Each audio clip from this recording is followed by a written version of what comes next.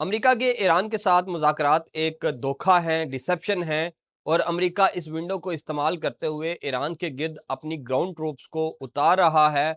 अब तक अमेरिका कितनी ग्राउंड ट्रूप्स ईरान के इर्द-गिर्द भेज चुका है, इनकी तादाद क्या है और अमेरिकी ग्राउंड ट्रूप्स के मुख्तलिफ मकासद होते हैं।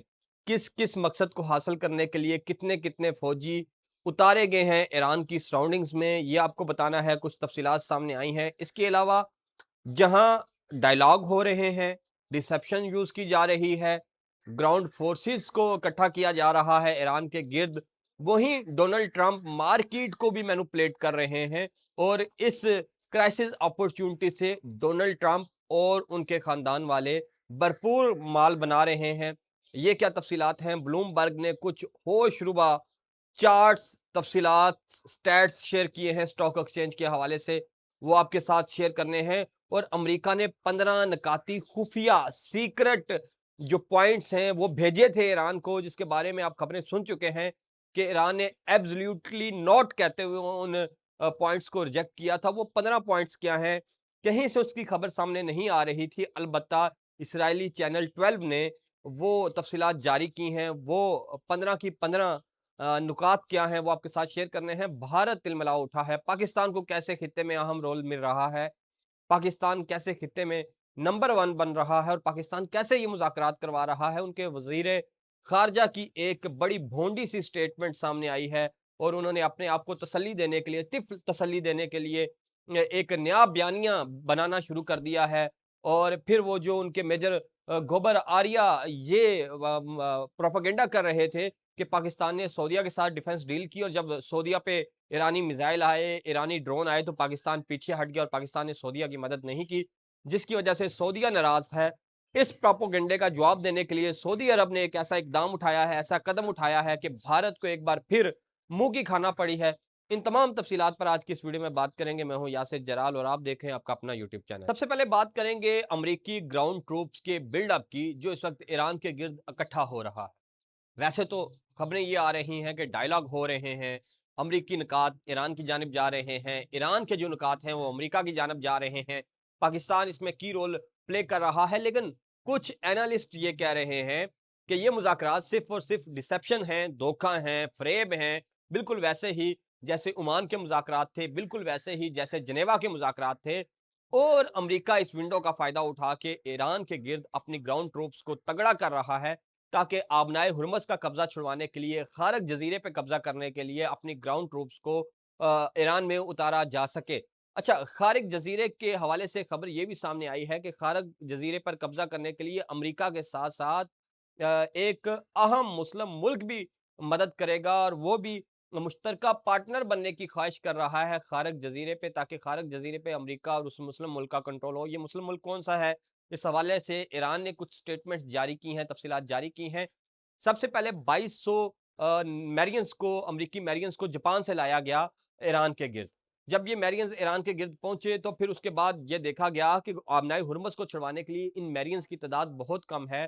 खारक जजीरे पे कब्जा करने के लिए इन मैरियंस की तादाद बहुत कम है। तो फिर 4000 मैरियंस को मजीद अमेरिका से रवाना किया गया और ये भी इस हित्ते में पहुंचे, जिसके बाद हित्ते में मैरियंस की तादाद वो तकरीबन 6200 के करीब हो गई। जब ये 6200 हो गए तो फिर इनकी हेल्प के लिए अमेरिकी पैरा ट्रूपर्स का 2500 फौजियों पर मुश्तमिल एक गिरोह भी उतारा गया ईरान के इर्द गिर्द। इसका कुल मिला के ये तकरीबन 8500 8700 के करीब अमेरिकी फौजी हैं जिनको इस वक्त खित्ते में इकट्ठा किया जा चुका है और मजीद फौजियों को खित्ते में लाया जा रहा है।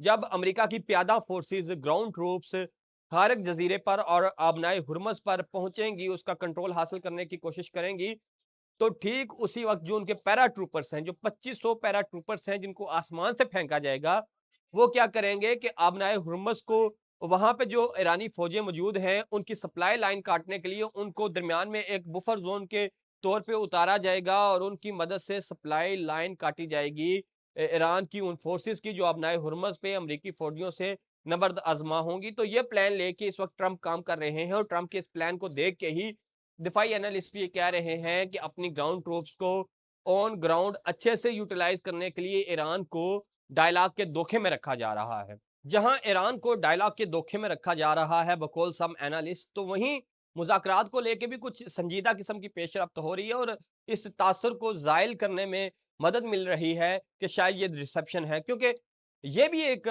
फ़ॉर्मूला, ये भी एक तज्ज़िया मौजूद है कि मुज़ाकरात के दौरान एक दूसरे फ़रीक पर प्रेशर बिल्ड करने के लिए, प्रेशर बरकरार रखने के लिए ये इक़दामात किए जा रहे हैं। अमेरिका भी प्रेशर बरकरार रखने के लिए ये ग्राउंड फ़ोर्सेज़ के इक़दामात कर रहा है।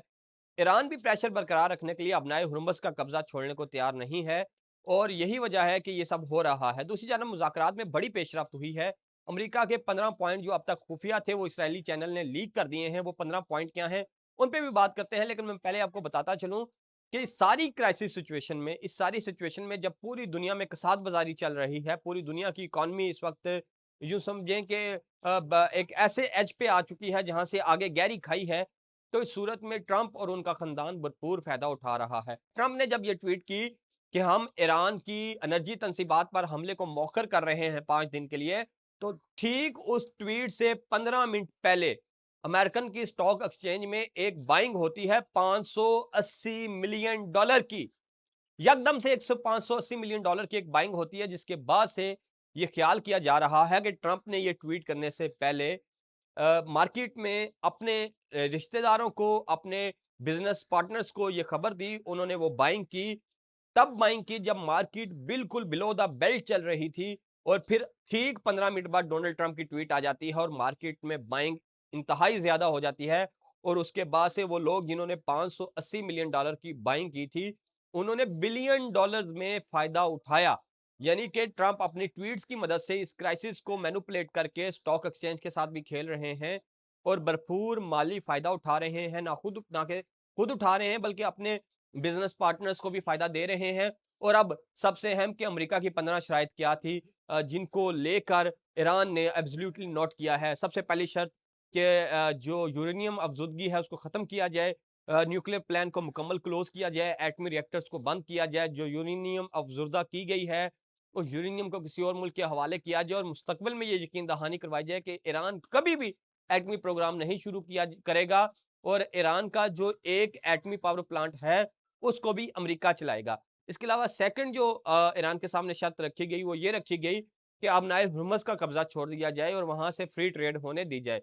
इसके अलावा जो शर्त रखी गई वो ये कि अपने मिसाइल प्रोग्राम को क्लोज किया जाए और सिर्फ एक खास हद तक मिसाइल बनाने की इजाजत होगी ईरान को और वो उस हद का तयन भी अमेरिका करेगा। इसके अलावा ईरान को यह कहा गया कि खित्ते में जितनी भी ईरानी प्रॉक्सीज मौजूद हैं उनको खत्म किया जाए और खित्ते में तमाम ईरानी प्रॉक्सीज की जो माली मामलत है उसको बंद किया जाए।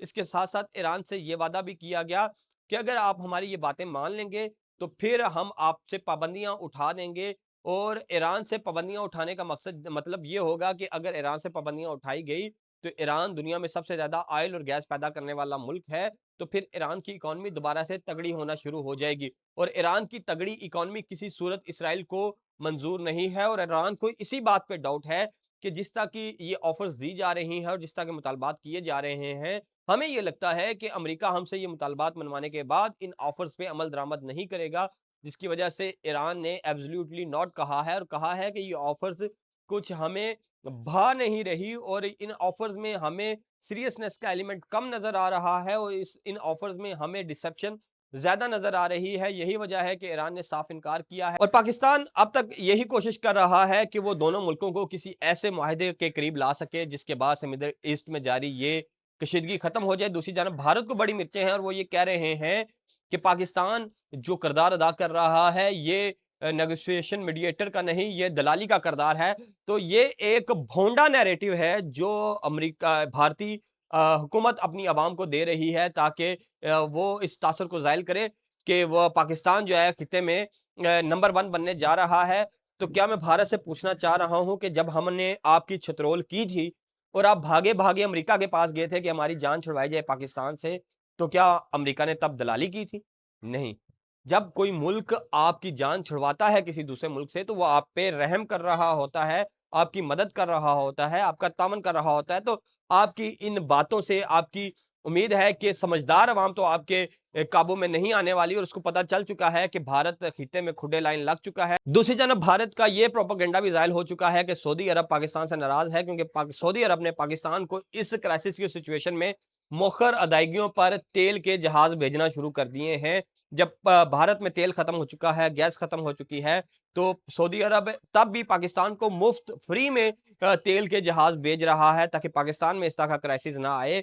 और इसकी वजह सिर्फ यही है कि पाकिस्तान इस वक्त सऊदी अरब की भरपूर मदद कर रहा है, और वो जो गोबर आर्या नैरेटिव बना रहे हैं कि पाकिस्तान ने सऊदी अरब की मदद नहीं की और पाकिस्तान अपने मुआहदे से भाग गया, तो इस खबर के आने के बाद वो प्रोपेगेंडा भी जमीन बोस हो चुका है। भारतीयों को अब समझ नहीं आ रही कि पाकिस्तान की इस जीत को, पाकिस्तान की उभरती हुई जो तासुर है पाकिस्तान का पूरी दुनिया में और मुस्बत चेहरा है, इसको कैसे मलाइन किया जाए, इसको कैसे नेगेटिव पोर्ट्रे किया जाए, उन्हें समझ नहीं आ रही और वो अजीबो-गरीब मंतकें दे रहे हैं।